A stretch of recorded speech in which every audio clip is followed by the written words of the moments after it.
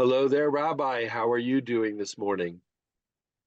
Um, I things are pretty good, but I always have these little fears creeping around in my head, and I don't know what to do with it, Joe.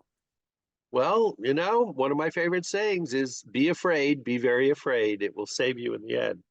But fear is something that we're all dealing with every day. It's, as you've pointed out to me many times in the past, it's been around forever. And fear is a tool that always comes along. I always have something in the mail or knocking on my door saying, gee, your house looks like it's about to cave in. You need new roof. Or uh, have you checked your retirement fund? Yes. Otherwise, you're going to be eating cat food for the next 40 years. Fear is something that we're always getting confronted with for either good reasons or bad reasons. How do we discern between the two? You know, that what comes to mind is sales, because you just brought that up. I was looking on Facebook and I got bored because every fourth panel was selling something, was a product. I liked Facebook because people took trips, people showed their animals. It was like a bulletin board for friends and neighbors, and I enjoyed it. Now I'm not enjoying it anymore because the number of ads over and over, and a lot of them involve fear. So I think we're onto something, Joe, and I want to link it to the people's goals. What's the goal of sales? To sell something, to sell a product. Okay, that's perfectly reasonable. Do I need the product? What does the product do? Will it enhance my life? More often than not nowadays, it's all negative based on fear, not on the value of the product. Ads about our health, ads about vitamins, ads about automobiles. And the list just keeps continuing. We even see it now creeping into politics. Now that we're getting into election season is getting into high gear, we find our politicians are using fear to enlist our support. Rather than talking about what they would do, positive campaign ideas, they are instilling fear. Them are doing this and that, but I won't let that happen. I'm going to stop them or this. And we find it with anti-Semitism, we find it with anti-Black, anti-immigration. And the consequences are really very serious, Joe, because we're being sold a bill of goods that changes our day-to-day behavior and how we treat each other and how we treat our neighbor. How can we change it back? I think what's happened, Joe, is advertising and promoting, selling, as we mentioned, has discovered that fear and hate works better than anything else. I want to get more likes on TikTok. I want to get more people to watch our YouTube channel.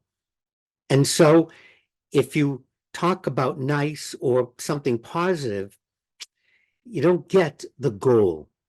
So we have to stop for a minute and say, when did our goal change to become popular? People like us. Obviously, companies want to sell their product. And so it's up to us as consumers to say, wait a minute, I'm not going to fall for the hate line. And that's very tough to do because we're hardwired to be scared. We now need to stop supporting and buying into it. And that's really, you're right, Joe, it's really hard to do. I think we have to look for places of comfort, places that promote. I'm not talking about singing Kumbaya and eating s'mores. That's just silly. However, what we can do is say, gee, the church I belong to, what are they teaching? When I go to services, what is in the sermon?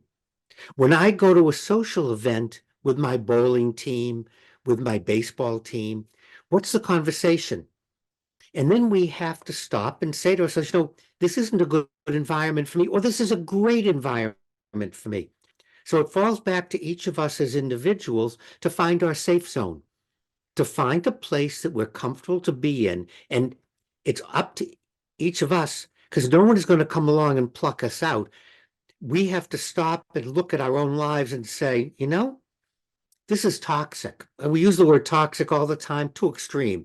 We have to stop and say to ourselves, this isn't really good for me, because the group I'm with, the people I'm listening to, their whole basis is hating them or someone else, or something's wrong, or making me afraid. That's it. I no longer want to be in groups or vote for politicians whose goal is to make me afraid. There are things out there that are scary. There are people out there who hate. There are people out there who are conning us. There are products out there on the market that'll hurt me. Okay, that's a given. I don't have to wallow in it. I don't have to surround myself by those people. I need to find a safe group of people. And many of our churches and religious institutions are safe places. However, only we can make that decision whether to listen or to stay or to turn the channel or to just to stop the static that's pouring in on us. Well, I know one channel I'm not going to turn, Rabbi, and it is the Rabbi and I channel on YouTube, not just for my wisdom, but for yours, which is always reliable, sage, and good counsel in these troubled times. Thank you as always. And I would ask our viewers and listeners to ask themselves, what is happening to me when I listen to all these things? What is it doing to how I relate to my friends, my neighbors, or people that I don't know?